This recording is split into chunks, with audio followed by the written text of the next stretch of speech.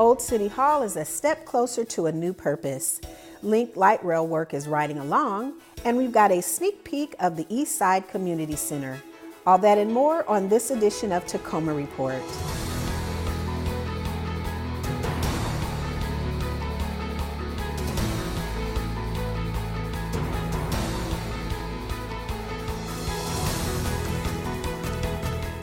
Hello, and welcome to this edition of Tacoma Report.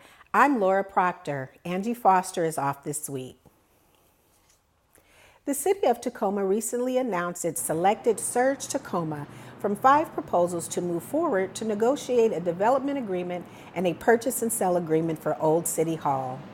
Surge Tacoma's proposal included retail space, restaurant and bar space, micro apartments, and offices. The city cited the proposal's inclusive mixed-use plan to be an economic catalyst while aligning with the building's history as a welcoming public space as key components in the selection process. The city and Surge Tacoma could reach agreements as early as January 2019. Directed by the Tacoma City Council at the end of last year, the Planning Commission is currently working on updating its accessory dwelling unit regulations, also known as backyard cottages. The updates come at a time when the city is faced with rising community concerns about affordable housing and tenant relocation. The public hearing and comment period is going on through October 5th. A recommendation is anticipated to be made to the City Council October 17, 2018. The update to the regulations include allowing detached accessory dwelling units in single-family zoning districts. A public hearing is scheduled during the Planning Commission meeting on October 3rd. To review the plan and other related items, visit the project website. Tacoma Water wrapped up work to protect the primary pipeline for Tacoma's water supply from an encroaching creek in East King County. Deep Creek, which runs along Tacoma Water's Pipeline 1 in Cumberland, has been meandering closer to the pipeline, exposed part of it, and threatened to possibly damage the pipeline. Earlier this month, utility completed a project to move 470 feet of the creek away from the pipeline. The new route provides a deeper rock-lined channel that met the strict requirements of the permit agencies. Tacoma Water says moving the section of creek cost a fraction of rerouting the pipeline as in less disruptive to the environment and water customers. Yes, we considered moving the pipeline itself away from the creek, but constraints, basically the Burlington Northern Railroad tracks on the other side of our pipeline and the location of the existing creek led us to believe that it would be much more expensive to relocate the pipe. Therefore, we considered moving the creek. The work site is not far from Tacoma Water's Green River Headworks facility. While making the improvements, crews were able to protect the stream's population of trout and salmon. It's a sign that fall is upon us. Salmon are returning to their native streams to spawn. Tacoma Power is celebrating a very special return of the salmon at its Cushman Hydro project on the Olympic Peninsula this fall. John Phillips has the story. History is being made along the North Fork of the Skokomish River, where 2 hydroelectric dams were built in the wilderness 9 decades ago. While helping meet Tacoma's growing need for power in those days, they also blocked some fish migration. Swimming in these hatchery tanks is what the buzz is all about this fall. Spring Chinook salmon that just returned to the base of Cushman Dam number 2 after 2 years in the ocean. They're the first returns for Tacoma Power's new Cushman Fisheries program. So this is an exciting first step for not only Tacoma Power in the start of our program, but for rebuilding the population in the river and in the drainage itself. So it's pretty exciting for everybody. The returning Chinook salmon are the broodstock for a new generation of fish here at the Cushman project. 14.2. I think our total catch up right now has been just over 100 fish that we've caught in our adult trap. This work at the North Fork Hatchery marks an important milestone for Tacoma Power in its $50 million program to both reestablish and start brand new fish runs in the Cushman Basin. Over 7 years, the utility has constructed fish capture facilities for adults moving upriver, 2 fish hatcheries, and a collection facility for out-migrating juvenile fish planted in Lake Cushman. Fish tank trucks and a canyon trolley will safely move the fish around the dams. With those pieces in place and a little channel clearing in the lower river, the results this fall are encouraging. Our supplementation program is not just about releasing hatchery fish. It's true reintroduction, getting wild fish back into the river and having those fish being successful and reproducing as well.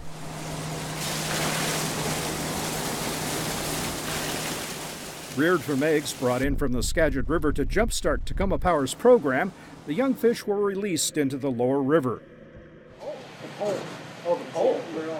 2 years later, some of these hefty fish have returned loaded with about 3,500 eggs each.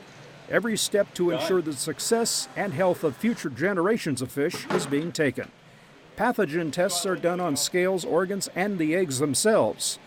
Everything is cleaned with an iodine sanitizer. They're even isolating the eggs from each fish in the incubation room.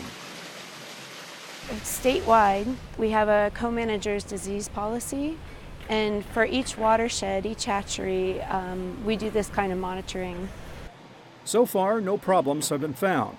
It's yet another indication that years of work and investment by Tacoma Power are starting to show results, and points to a bright future that includes both power generation and successful fish populations at Cushman. For Tacoma Report, I'm John Phillips. The Cushman Hydro Project remains an important power resource for Tacoma Power and its customers. The big investment in fisheries is part of the utility's latest operating license agreement with state, federal, and tribal agencies that will allow it to continue generating power there. Up next, I'll be joined in the studio by Debbie Bingham to talk about Tacoma's Sister Cities program. Don't go away. The Japan-America Grassroots Summit, an annual large-scale exchange of Japanese and American people, alternately held in Japan and the United States, recently wrapped up. Here to tell us more about it and Tacoma's involvement is Sister Cities Program Manager Debbie Bingham. Hi, Debbie. Thanks for joining us today. Sure. So, Debbie, can you tell us what is the purpose of the summit? So the summit started 27 years ago, and the idea is to get Japanese people to come to the U.S. and U.S. people to go to Japan to learn more about the culture of each country and really to create those long-lasting friendships that are so important.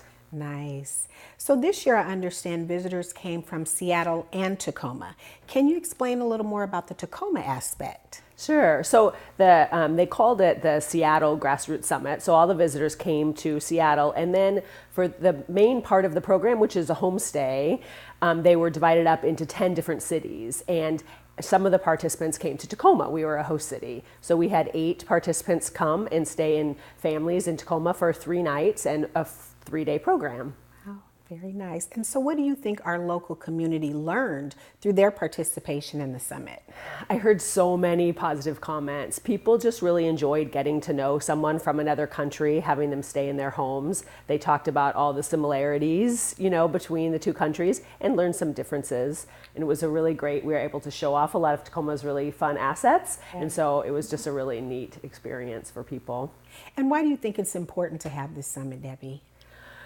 I think that, it just really helps the world seem smaller. People learn about, the zoo in Tacoma maybe is different but a lot the same as a zoo in Japan. And, the people who are working there are all doing the same thing, teaching education about the animals. And, the same thing with our history museum. They got to learn about the history of the state of Washington and, what's important to us and how we started. And I just think that they'll go back to Japan and take those memories and just, always have kind of a warm place in their heart for Tacoma. Very cool. So can you tell us a little bit about the plans for next year's summit? Sure. So next year it'll be held in Japan again, and it's going to be held in Himeji, which is inside of Hyogo Prefecture, which is Washington's sister state. So it's really exciting, and they'll be looking for 150 people from all over the U.S. to go, and anyone's welcome to go. You can apply and go from children to students to retired grandparents. Wow, sounds very exciting. Yeah. Well, Debbie, thank you so much for being here today. We really appreciate you taking the time out to come to the show, and we hope to see you again. Thank you very much. Thank you. To learn more about the summit, visit jassw.org. To learn more about Tacoma's sister cities, visit cityoftacoma.org/sistercities. When we come back, we'll get a sneak peek at Arts Month. Stay with us.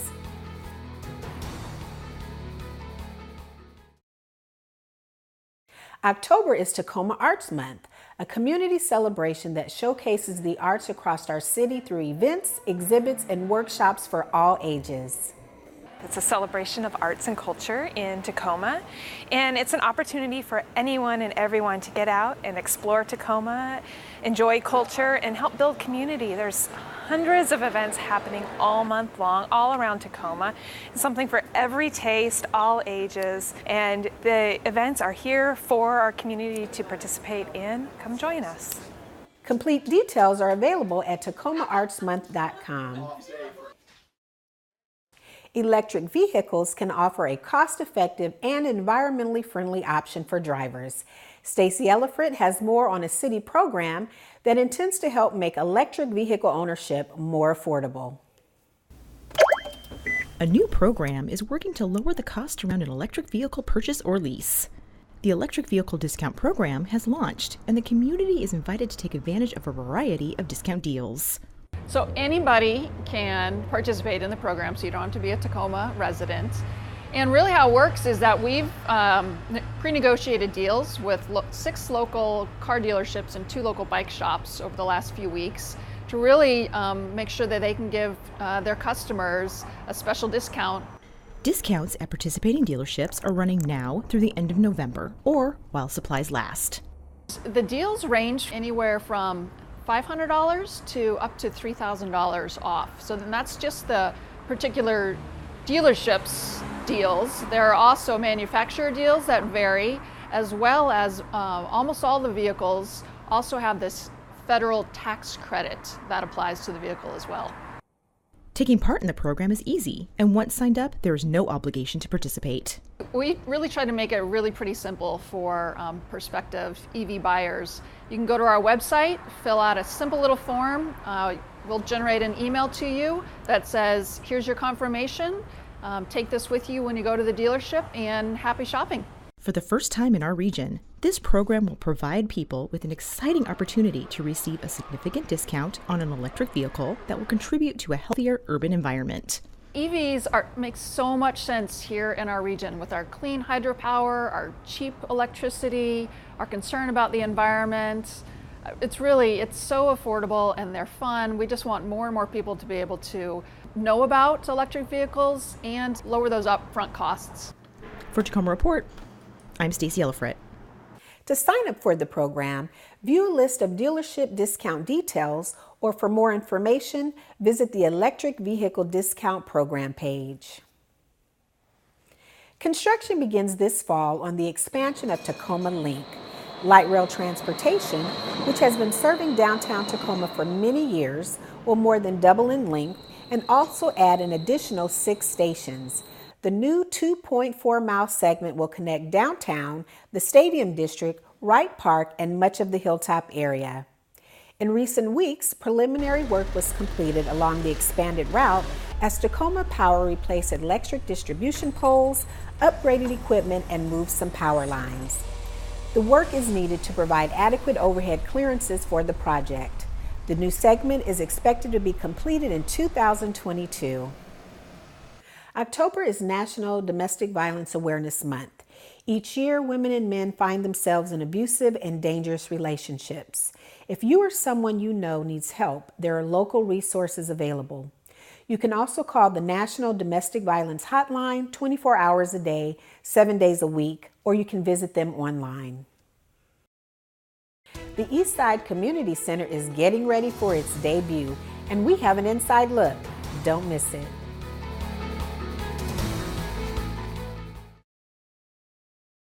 A welcoming space is almost ready to open its doors to the community.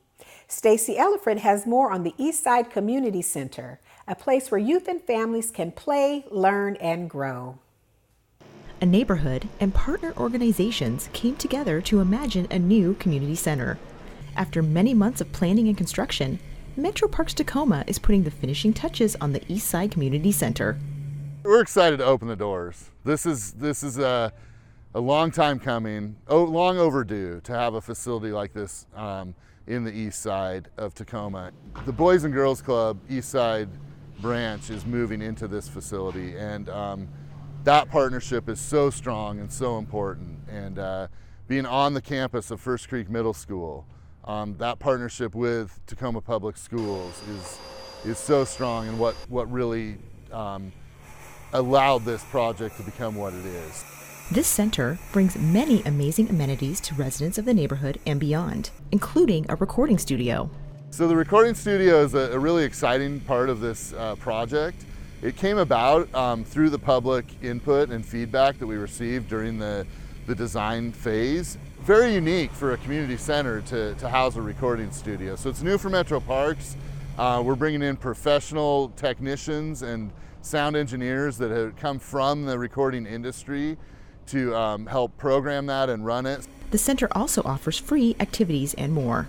There are a lot of free activities that the public can access, including our tech lounge, our lobby space, and then our indoor walking track. We're also offering teen nights, and then we're also going to be offering some family movie nights that all of the families in the East Side are welcome to attend. We'll be offering our three main free family events, which is our Spring Fling, our Harvest Fest, as well as our Summer Bash here at the Community Center, and we will also offer some free open swim and open gym times. After receiving community feedback about the center's name, it was decided the name will honor the location. Eastside Community Center was the final choice in the name, which seems very obvious and maybe even generic on the surface. However, the process was actually quite detailed. The community voiced a strong opinion that was representative of the identity. The East Side name holds so many strong feelings and history for those that live here. A celebration is being held to commemorate the opening of this family-friendly space on October 20th. There will be a lot of activities for the grand celebration. Also, we'll have a ribbon cutting that's going to be taking place. We'll have different performances. There will be this amazing cake feature, as well as all of our spaces will be activated with programming, and we will be offering different tastings from different cultures that are represented within the East Side. Save the date for this event that celebrates an important space that's showing residents and the community how to experience East Side. For Tacoma Report, I'm Stacey Ellifrit. For more information on this dynamic multi-purpose community center, visit the Metro Parks Tacoma site. CPR Sunday is an annual community event offered free of charge each year by the Tacoma Fire Department at Foss High School. This year's event is on October 14th. If you're interested in picking up some life-saving skills and getting your CPR certification, pre-register at cprsunday.net. And finally, residents preparing for fall and winter gardening should take note that Tagro's hours will be changing soon. Starting Monday, October 1st and extending through mid-March, Tagro will be open from 8 a.m. to 3 p.m. and will be closed on weekends and holidays. For more information, including a full list of locations for home users to purchase Tagro potting soil, visit their website. That's all the time we have on this edition of Tacoma Report. A great way to find out about the services the City of Tacoma has to offer is by going to cityoftacoma.org. Until next time, I'm Laura Proctor. Thanks for watching.